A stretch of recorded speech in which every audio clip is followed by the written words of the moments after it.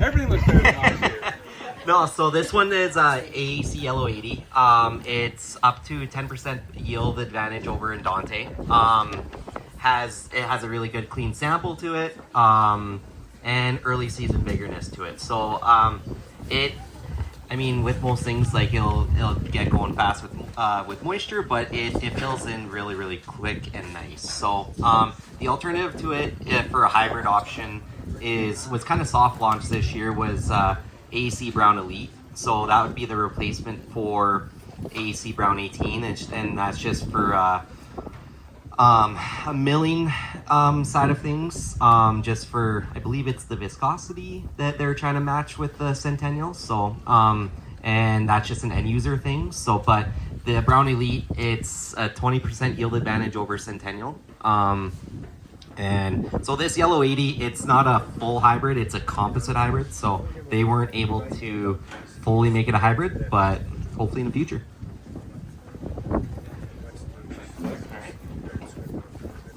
Yeah, so sales keep increasing on these hybrid products and this composite hybrid product. So if you're growing mustard, consider the composite or the actual hybrid brown.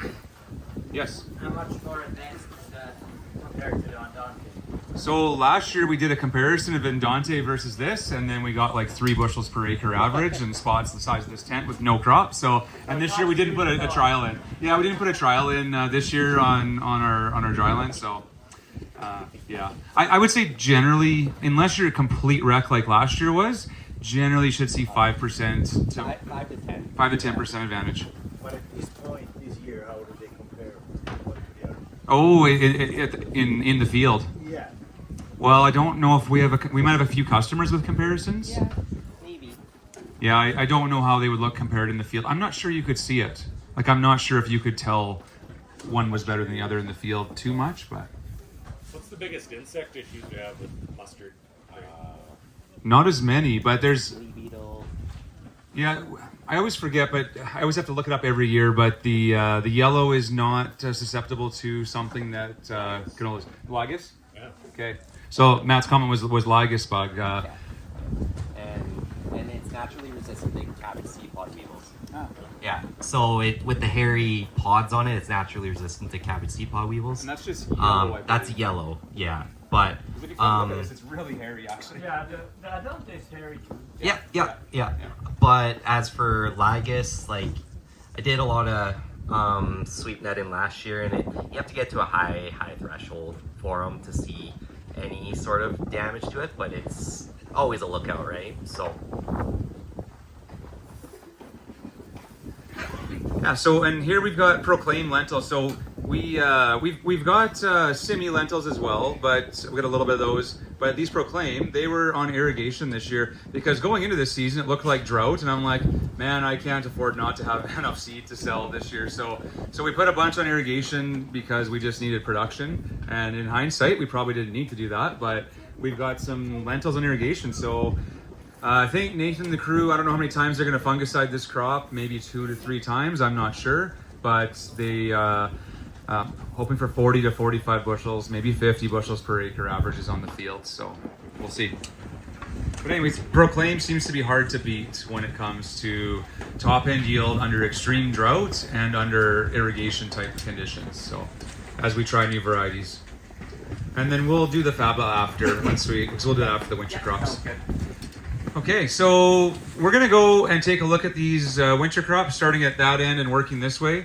If you want to come along and look, fine. If not, I'll probably just kind of stand near the crop and speak back towards you, so you can walk through them after as well. So I'm totally fine if you guys stay in the tent and hide out for a moment. So, but anyways, going to talk about the varieties. Feel free to come along with me, and we'll start kind of at the far end here.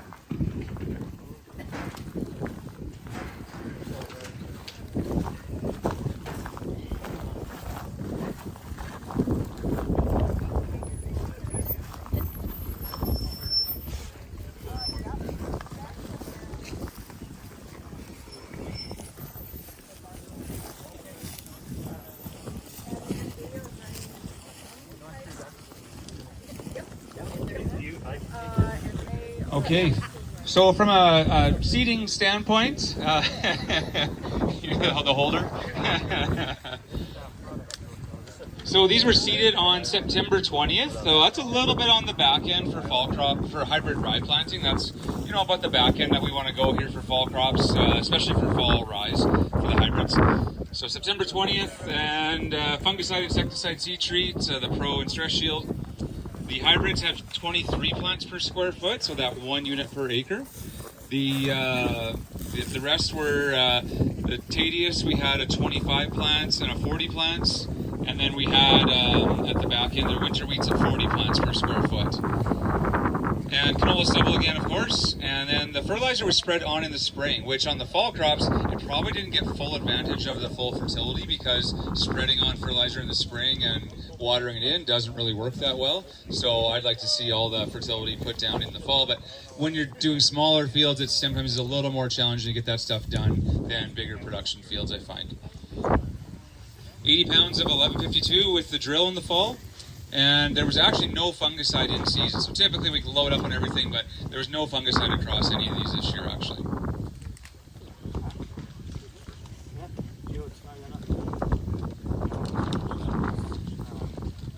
So we do have some connections, and some of the seed companies as well have some connections about buyers who are using these fall crops, whether it's for feed, milling, distilling, and now an F2 program that maybe they both want to talk about as well. What else? But Blair does have a lot of contact info for local buyers who are in the rye market, so contact them for those types of things.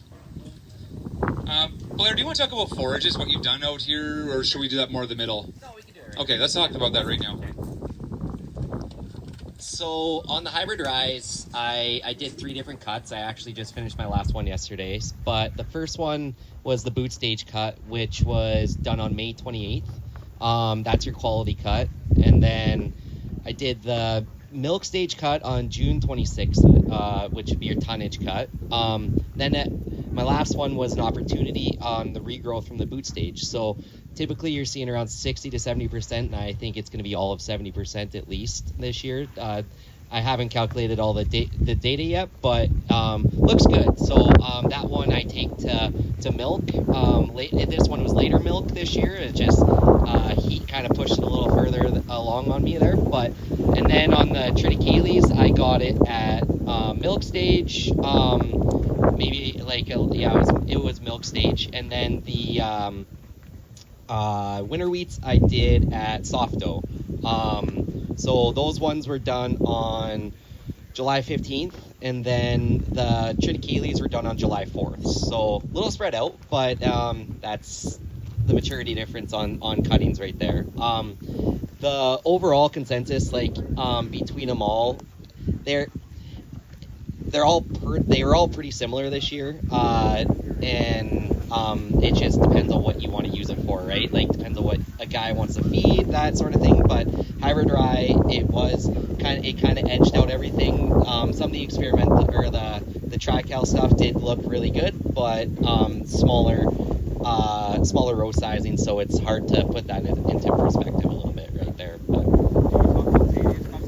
yes, yeah. So the Tadius, so the difference between the two actually was kind of surprising. So the 30 plants on my forage trials actually did better than the 40 plants, which was I was very surprised on that. But I just had a customer that just got back to me, and I just went and checked out his field yesterday too, that he was chopping his second field, but he averaged 21.9 metric ton.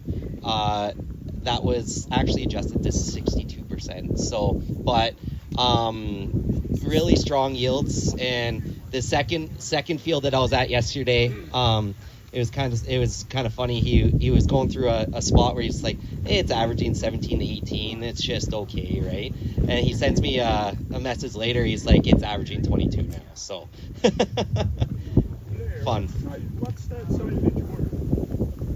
What's the silage worth? That's a good question.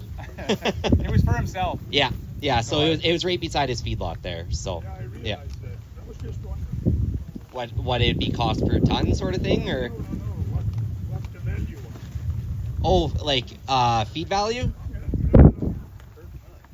Just Just, yeah, I have no idea on that, but that'd be another question for him, but I don't know.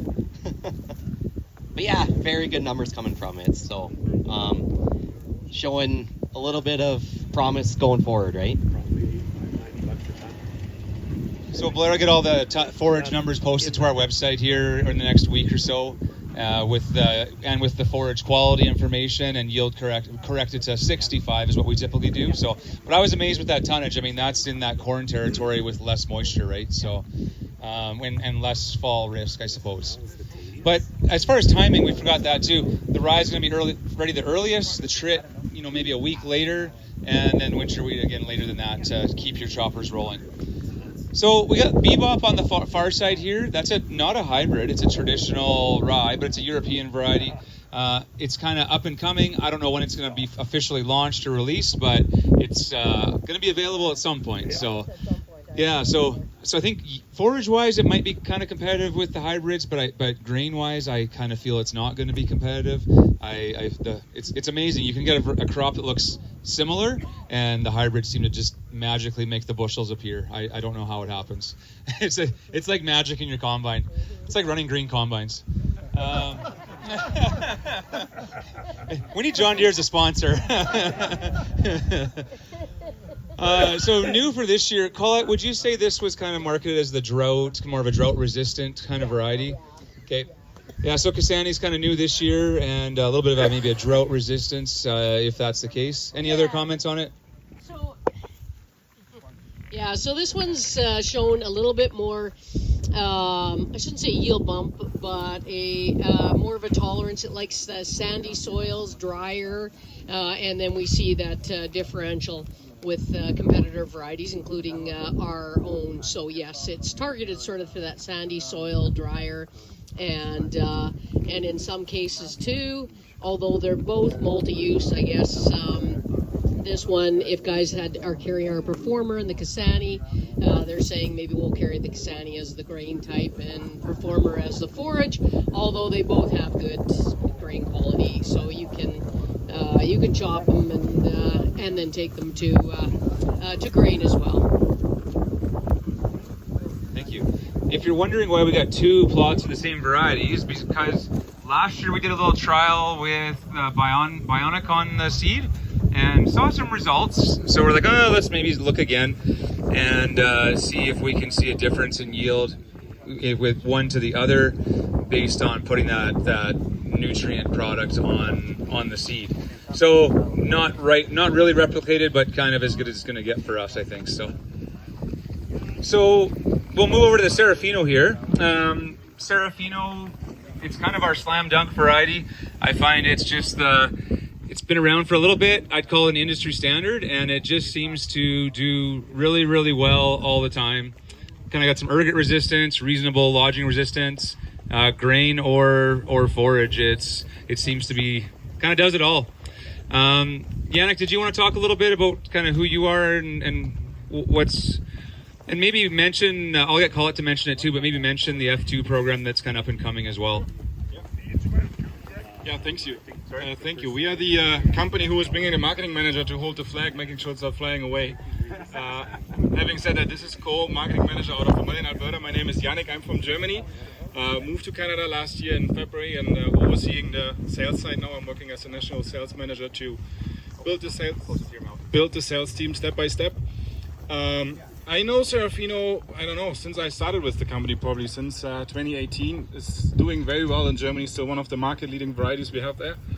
And it's doing the same thing in Canada, which is not automatically given because we tried different varieties working super back home in Germany, but just dying because of the winter here. So winter survival is obviously a big point because it's not really cold back home. And what we are considering a winter for you is maybe a late fall, but that's about it. So we really have to do some adjustments. That's why we moved the breeding program to North America to really know what we are talking about, bringing new varieties to the market who are really a good fit for the Canadian environment here. Serafino is one of our products in the portfolio as a dual purpose variety, so you could use that for forage and for grain production. It is suited with our Pollen Plus trait, which is our trait we are using to have the highest, a very high ergot resistance.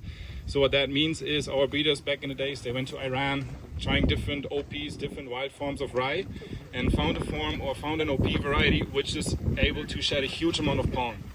And that's the one we are crossing into our hybrids. Brings a huge amount of pollen. That means we have a very, very close flower period, and the shorter it is, the better it is against ergot. So there's just no time for the fungus to enter the head and to build that ugly black kernel we really don't want to see, because it's affecting the feed, it's affecting quality, it's affecting our checks we're getting from the elevator, because they're charging us a couple of discounts. So that's why really focusing on the pollen plus shade. You can make, with the right variety, you can make up to 50% out when it comes to ergot. The right seeding practices, so really focusing on the seeding, makes another 20 to 30%, and the rest is up to the weather, which is, and we talked about it today, which is the point we can't really control. Having said that, the right seeding practices means, and that's what Greg and Blair did here, using the higher seeding rate. We used to say go with 0.8 units per acre. Now we adjusted that over the last couple of years with several trials across Canada, going up to 1 unit, having more main stands and less tillers. That means the more tillers you have, the more uneven your field is, the longer the flower period, and I just explained it, that means we have more ergot. So with the higher seeding rate, we are decreasing ergot, and we also increasing yields. That means you're covering the higher seed cost on the yield side and making sure the quality keeps up, and you're not seeing any discounts at the elevator. Other than that, and we talked about it too, you touched on it, fertility, make sure you get the fertilizer down in the fall. Hybrid fodder is way earlier than winter wheat is, so we have to make sure that we have all the groceries in the field before we enter the spring, because it starts growing earlier, it starts building the head and the yield potential almost in March already, and we can't enter the field that early. So the more you can put down in the fall, the better it is on the yield side at the end. Yes. So on the market side, one of the main questions we are getting, okay, I see the yield potential, it's a great fit for my farm, but where the heck can I sell it to? So the market is kind of the limiting factor, or was the limiting factor. We are opening it up. We hired a feed nutritionist out of Ontario to focus on the feed side, especially when it comes to hogs, chicken and poultry. And we also opened the cover crop market. Until last year, it was not allowed to sell the F2, so whatever you get out of the F1, you couldn't sell the F2 into the cover crop market based on IP protection topics. We changed this whole market now, so you're allowed to sell our hybrids, the F2, into that market. Talk to your retail partner, give Greg a call. We have licensed partners across the country, working with the partners in the States, because that's where the big cover crop market is, facing right now 30 to 40 million acres, and they're expecting a growth of, well, over the next 5 years up to 80, 90 million acres. So it's a growing market. They're getting incentivized for having a cover crop, getting a dollar more for their corn if they are seeding a cover crop before growing corn back down south. So that's why they're really expecting a significant growth. When we're talking to the potato industry here, you can see that there's, on the sustainability side, there's some impacts coming over from Europe, focusing more and more on those topics. So it might come here as well. For now, the big market is down in the States, and we just want to help you out on the market side, making sure that you can sell the crop and have all the marketing opportunities you need to be successful, and not sitting on it for a couple of years and having it in a bin and not knowing where to go with it. Other than that, if there are any questions, we will be around for a couple more hours, and the expert is right next to me. Oh yeah. Just grow it, eh? Thanks, Yannick. Yeah, you just gotta grow it. You just gotta plant it. Seeing any ergot in here, Greg? There's a little bit, but I find when you have small plots, you're more prone to ergot, because your outside edges of your field are going to have more ergot than the middle, because you don't have all that pollen flying, and you have different pollination timings. So there's more risk for ergot in plots like this than in our big fields or your big fields.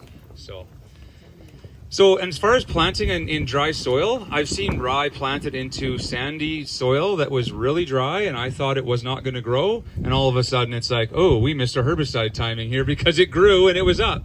So it's surprising what rye will grow out of in really dry conditions. But we've also had it where we planted the rye and said, well, we're just going to wait for moisture on dry land. Just plant it, and well, snow is going to come at some point. Now, you're not going to get to the optimum stage by doing that, so there's some risk with that, but I've seen that done.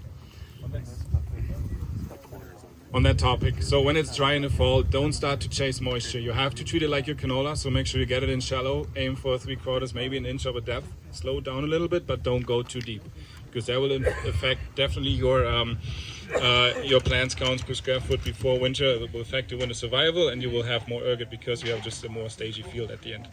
So really try to treat it like canola, slow down seeding, get it in shallow, aim for the right date and the right depth, plus the seeding rate. And then I keep making that silly joke. The next thing usually you do is don't forget to combine, because we really don't have to spray a lot of pesticides on it. Or chopper if you want to go for silage, of course. Yeah, we have a few customers that seed it in the fall, do a residual hurt broadleaf in the fall, and if they're planting early enough in the fall, they don't have to spray next year with any herbicides in crop. So we have some customers that don't spray broadleafs in crop because of how fast it moves in the spring, and that's even for grain production, which is nice because you have tracks that come later and more risk for ergot in your tracks. So if you are spraying in the spring, go early. How tall is this guy here, Greg? So we did a PGR on it, and we were seeded late. So if we were earlier or didn't do a PGR, you could be chest height in spots for sure. Yeah, and there is some lodging risk potentially on high fertility stuff, so you got to keep an eye on that. PGRs are not registered on hybrid fall rye. Keep that in mind. But yeah, Belgium is working on it. They might be able to label it next year. next year possibly is up and coming. So Your Serafino is a little taller, isn't it? yeah. Colette, you might also come talk a little bit about some of your program and the F2 and what's going on with you guys as well. But Performer seems to be, so this Performer variety is new this year. Performer seems to be a variety that just does well consistently, kind of the consistent one. So Colette, maybe comment on. Yeah, the one thing we did some demos on last year with some growers all over Alberta with the Cassani and the Performer, and so not coming into the spring but the previous year, and we know it was dry and then dry. The one thing I will say that on our demos, the Performer responded really well when the field looked like, the producer wanted to plow it under. And so we had the open pollinated, we had the Performer, the Cassani, and then our Trebbiano before too as well. He wanted to plow it under, and it's a good thing he didn't, because he still got pulled off an average of 82 bushels. And he said he didn't know where the bushels came from, and his open pollinated was 30. So, and it looked very good in the spring. So the one thing I will say, and the Performer for him performed the best up there, and I think it was it has very, very good winter survivability on it too, so almost 100%. So the Performer's really tough. It's been around Europe for a while, so, and it just seems to not be able, just doesn't go away. It's one of those varieties we talked about before that's boring but consistent.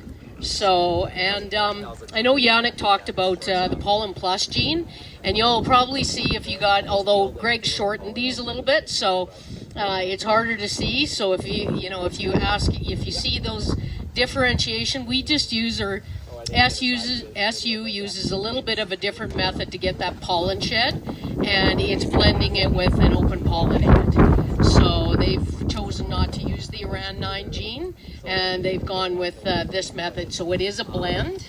I do believe in this. It's Danko. Eventually it'll be Bebop in our blends. And so yeah, right. This year, Cassani and Performer are available, and we are constantly screening other new varieties as well too. And we'll move them in. We've tried to make it simple and carry just a couple of varieties that are dual use varieties, so that you don't have 10, 16 varieties that you have to choose from. So that's kind of our approach with FP. But yeah, Performer's a good solid dual use and great winter survivability on it. And your F2 program?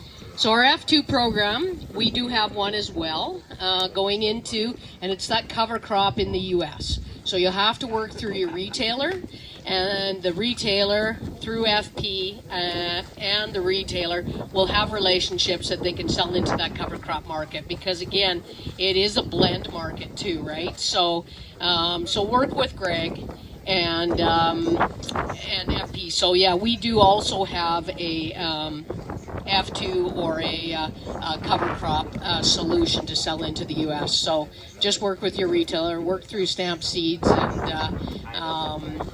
but it is available with FP varieties as well.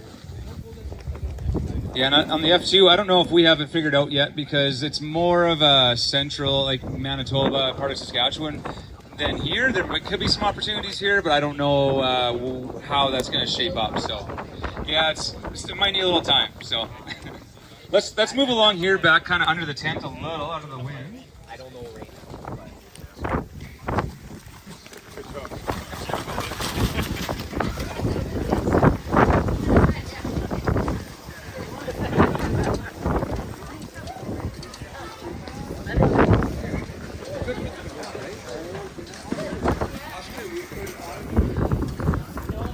Okay, so I had a couple bullet points about the perfect hybrid rye farmer.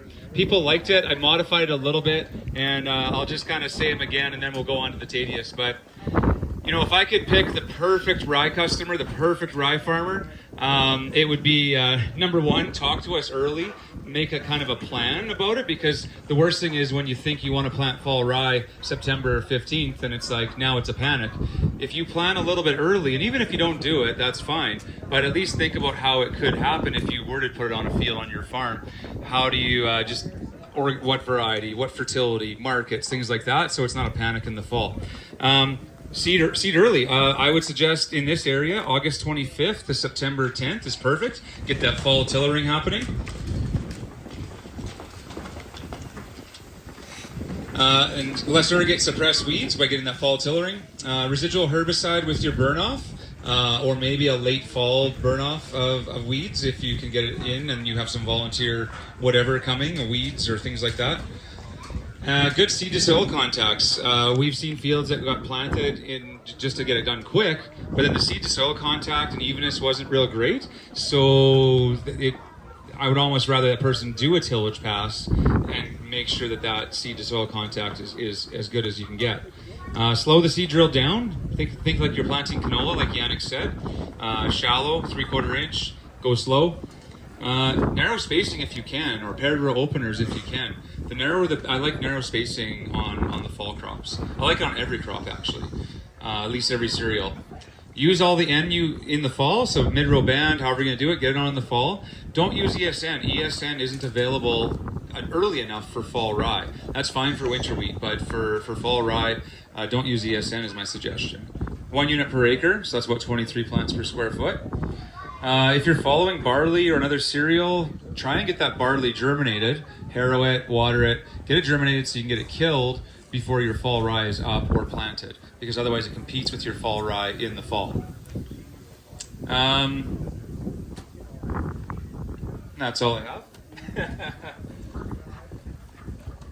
So on the Tedious here, we got 30 plants per square foot, and we got 40 plants per square foot here. I think some differences will show up in grain yield, but for forage yield, you were saying the 30 plants was better. Yeah. Okay. Very surprising. Interesting. Okay. We can't sell as much seed? Blair, you're killing me. All right. We'll follow what he found. Now keep in mind, that's just a side-by-side, so we'll probably do it again next year. What I like about Tedious is we can see that late. So fall rye planted September 25th, a little bit of risk there of it actually filling in properly in the fall. Whereas the Tedious, it fills in so fast when planted late September. I would even dare push it into October if you had to. It fills in so fast in the fall. And in the springtime, it comes in fast as well. And then it matures pretty fast. It's super early. So when we go to combine it for our for seed sales, it's one of the first ones through the combine no matter what, even if planted late. So I think next week the guys are going to be swathing some fall rye on irrigation and some Tedious on irrigation. This is marketed as a forage-only variety, although in reality, I think in Europe it was a grain as well. But here, for registration purposes, it was just easy to register as a forage to get moving with the product faster. And like Blair said, in that low 20 metric tons per acre, yield corrected to 63% moisture. That's crazy. I wouldn't have expected that. So now we'll move along to the winter wheats a little bit. Oh, Mazin was going to talk about the snowcats here. It looks pretty good. They are like this. I can as well. Okay, this is our snowcat, the winter triticale.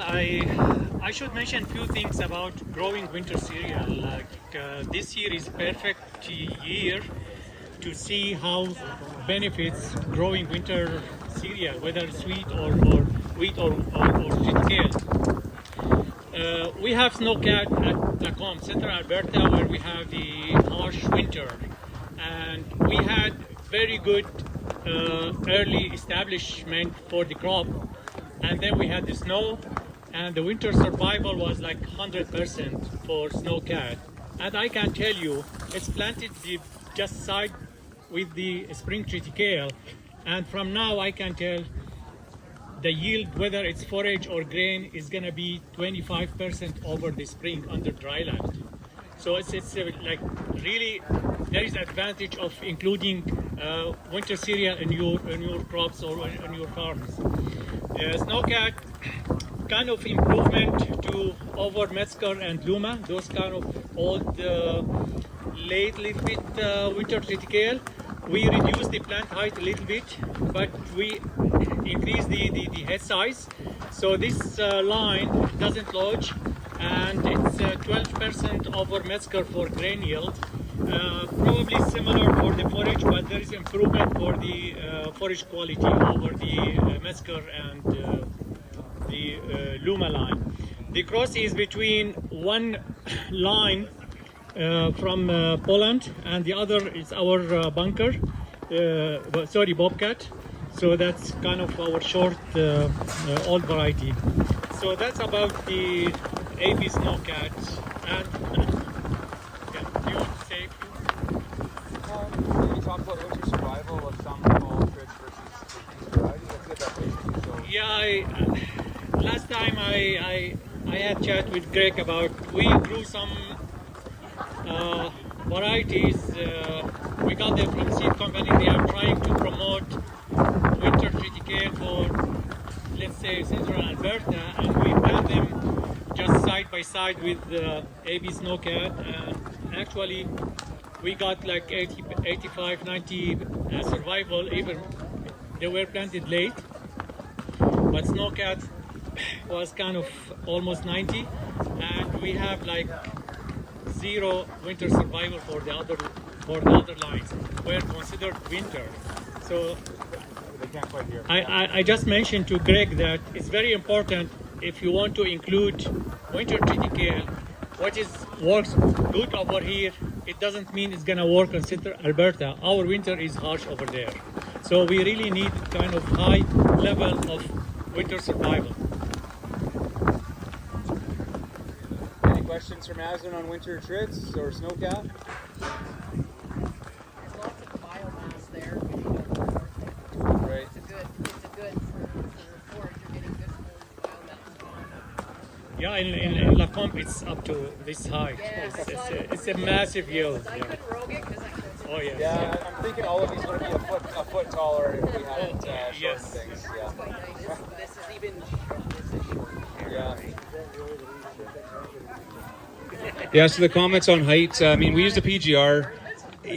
Maybe you don't need, or maybe we shouldn't have, or maybe we should consider not, so we get some lodging differences next year. But even this in our field it's probably about hip height in our field. So I think everything here is about a foot shorter than it would be if we didn't use that PGR on it. So, well, let's go talk about the winter wheats for a second.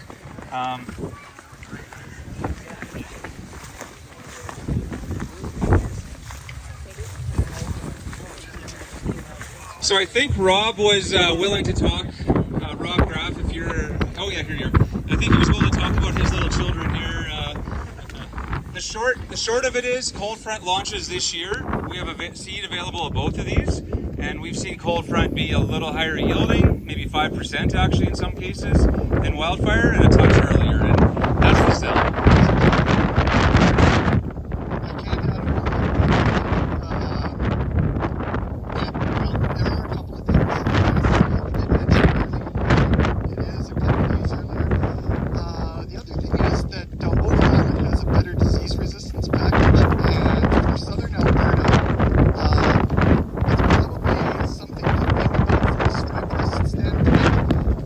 Genes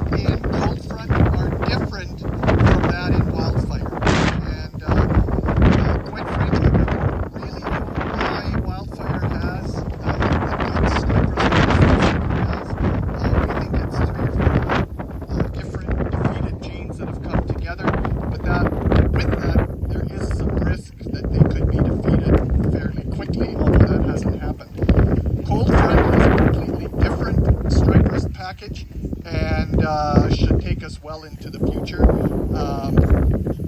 I would also say that better straw strength than Wildfire for sure, and possibly even a little bit better than previous than Wildfire. Back, Colton is actually well over 60% North Star, if you remember that variety.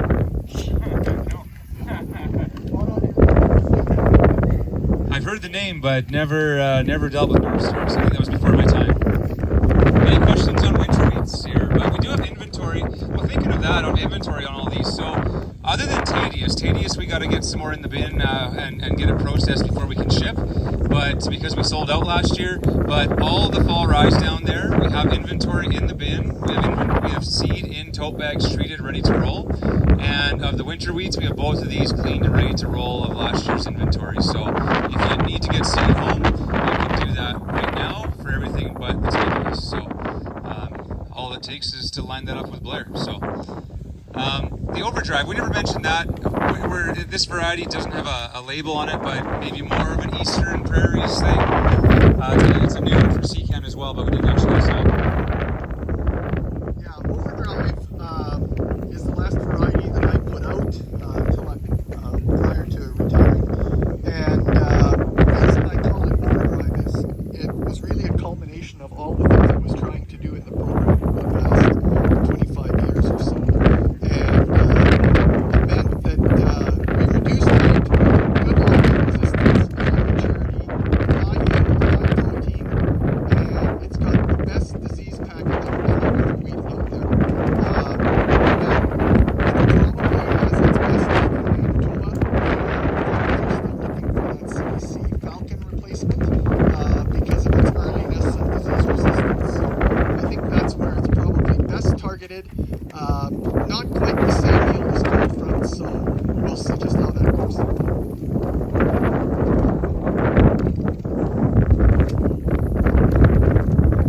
Okay, thanks, Rob. Is Ray see? Oh, yeah, you're over there. Okay, we'll take a look at these little mini plots. So we didn't have a whole lot of seed, and so we basically took part of the drill and we just did some duct tape dividers in it, and they all went at the same rate because it was one drill that planted it. In hindsight, maybe I should have just went wider and shorter, but they looked really amazing. I think the biggest fear would be, okay, we don't know how they fare in other areas of the prairies, like maybe they're okay here, or maybe one year we're lucky. So that's the only risk with evaluating winter crops is lots of things can go okay, and then they go real bad one year, and then you really see the winners and losers. So that's the challenge with winter crops. But man, the looks of some of these are just phenomenal. So Blair did take some forage cutting, but to get the exact same square footage was difficult the way we got this going. So, and then you got lots of edge effect, and it's just not the same. 15-foot strips to get the same square footage. So I'm not sure if the information will be super accurate, but we got an idea. So yeah. Everything's bigger in Texas, but these plots. They look good though. Yeah. No. This is kind of the stuff that I get to look at in a lot of other places. This is a way to look at a lot of material in a lot of different environments. The fact that I can even come to a field day and have this much space to talk in front of is amazing. So, but I was going to talk about these three varieties. This first one is Gator. That is the one you saw down there that didn't grow. It looks like grass right now. The one that's a true winter, needs long fertilization requirements. Gator was our first jump into the we call the far north game here in Canada and up into North Dakota, Montana, that type of environment. It was one of the first triticales that we had in our program that had that much winter hardiness to survive that type of environment, planted in that mid-September range. Fully on, it actually has a really good quality component. I talked about it earlier. It has some really weird stuff in its pedigree, so there's something in there that's bringing out quality that I can't pinpoint, but it's not my job to go back in time and figure out where it comes from. I just use it as a genetic source to improve forage quality. High grain yielder of the group that we have. It's probably the highest grain yielding variety that we have specifically up in this area. It's going to be, you probably don't have any grazing acres. I would guess you don't get enough you don't get enough time to get as much grazing as they do like in the south, but this one actually is a really good grazer also. Historically, in our southern U.S. grazing trials, it's been in there 7-8 years as a standard check, and it has always been in the top 3 of that trial every year. I'm trying to beat my own variety, and I'm having a heck of a time trying to surpass it. Moving along, we have Gunner. Gunner is it's fully onless, kind of has a little bit of a clavate looking head. That's how you can kind of distinguish it from some of the other ones. Gunner was one that we released for the Pacific Northwest area, Washington, Idaho, Oregon, that area. They've got a lot of good water, a lot of color nights, so it seems like it's pretty easy to grow stuff over in that area compared to other parts of the world. But it was one of the ones that had good straw strength. We were looking to increase our straw strength while we were increasing our biomass. It was the very first one that we had that was onless, had increased biomass, and then had the straw strength where you could go out there and still pick it up without picking it up off the ground or picking up a mat off the floor. So it's one that's, I'm kind of borderline up here with its winter hardiness. I don't know for sure because I have seen it in North Dakota have some issues with winter hardiness. So I'd be really careful with this one, as it is facultative. So if we would have planted it in that same trowel on the end there, it would look just like it does now, obviously greener and a little later, but you can plant it in the spring as well. So the cold tolerance, I just want to be real careful with it. For Greg here, this is a demonstration, and this is just to give me some information too. So I would be a little bit on the cautious side currently with that one. And then the one next to it, little taller line, early maturing. It's just experimental 209. That is a true winter. It was the one on the very end that looked like grass down there. So again, true winter, has a long fertilization requirement. This is going to be released here in the next year or so. Because you guys have a lengthy registration process compared to the United States, I would say you won't see it. It won't be available for 2 or 3 years up here, I'm guessing. But everything else, Gunner, Gainer, Surge, Flex, those are the 4 majors right up here. Those are all already through the registration process. We got everything ready to go for those, so those are the ones to look for in the marketplace. I don't know. I heard talking about diseases. I don't want to talk disease specifically for this area because I don't know. We've grown them here for a few years. I haven't seen any major disease issues. Knock on wood. But I'm going to let you guys kind of, as you grow it, kind of guide me in the situation of what disease improvements I need to make upon them. These are heavily selected in the south for FHB and leaf and stripe russes, but our leaf rust and stripe rust races aren't going to be the same that you guys are going to deal with up here. We have a higher heat tolerant type of stripe rust that's kind of an ugly booger to deal with, and we have a lot of good tolerances in these with that particular virulence. But continuing to do more testing up here, we're just trying to figure out what the diseases we need to be improving. Historically, triticale, just as a species, does better against most of your diseases, especially your foliar diseases, than the current wheat varieties. Just genetics holds up better for whatever reason. A lot of that comes from the rye trains. But most of these have good FHB tolerance in the area that we've tested them in, as far as the south goes. Any questions? Was the experimental 209 the earliest? Is that the earliest study? Yeah, and 209 was selected for its early maturing. We're trying to get something that's got the early maturity, close to the early maturity of Gainer, but in an honest package. So that's what 209 was selected for. And the one I talked about, the one that has, I talked about on the end there that is honest and has, like 20% more tillering, is its sister line, and it actually has more tillering than 209. We will bring that one up here too, but everybody in the U.S. is fighting me for seed oil right now, so you're going to have to fight. You need to fight the states for the seed right now, and the registration process. So you're going to go for a grain registration then, not just forage? Currently, I think we're only doing forage. So it's only forage? It's 2 years. It's 2 years. And then, it's not that simple. It's not that simple. You can buy it this fall. I think I get US plant patents faster than I get PB or anything like that. Yeah, forage only is is the route we're going with these for sure. Any questions for Racy on the fall trends?